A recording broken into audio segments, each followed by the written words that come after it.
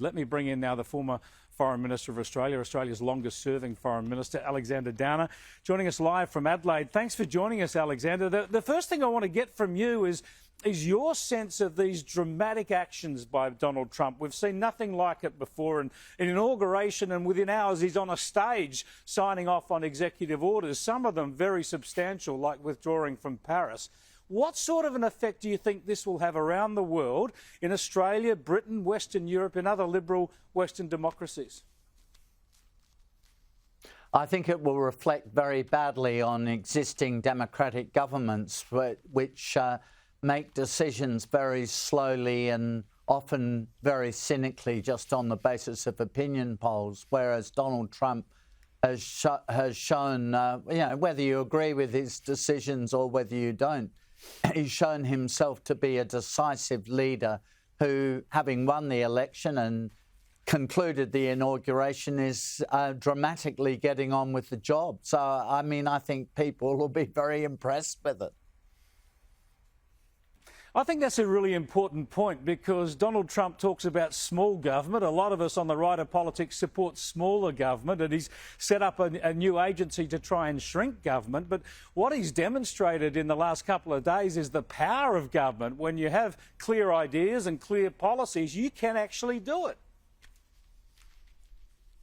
Yeah, well, it stands in stark contrast to, for example, to the relatively new British government. They were elected in July of last year.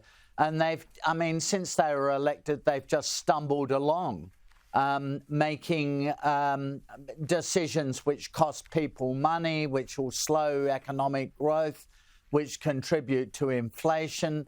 And Trump is the exact reverse. He comes in, he does exactly what he promised he would do. There are no tricks. There's no smoke and mirrors political game here. It's a leader promising to do things, and as soon as he gets into power, he does them, and he does them straight away. So I think it will be it'll be one of a number of things that will really set a tone for the international democratic community.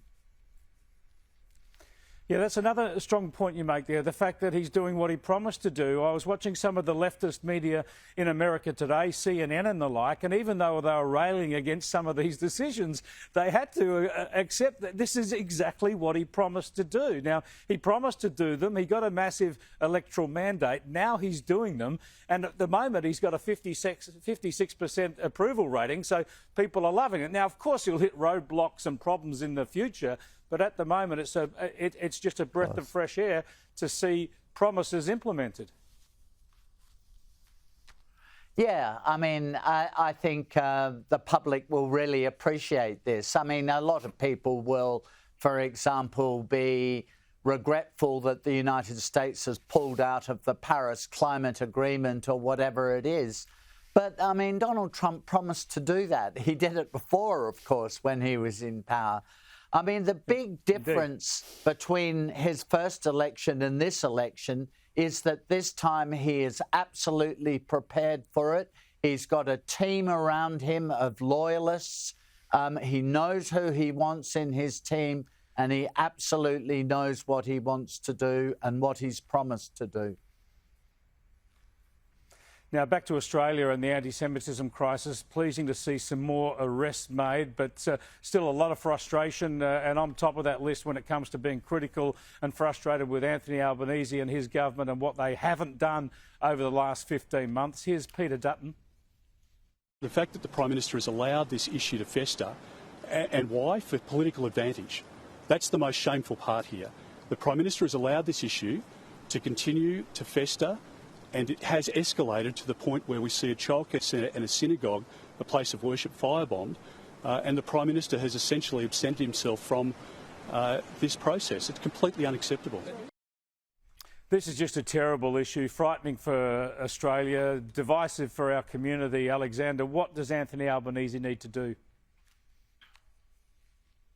Well, it's so late because he and Penny Wong has spent a lot of the last 15 months criticising the Israelis abhorring what the Israelis have done and demanding ceasefires over and over again, not supporting Israel's war aims. And of course, that has legitimised the anti-Israeli and anti-Semitic mob here in Australia. It's not many people, but it's a very aggressive minority.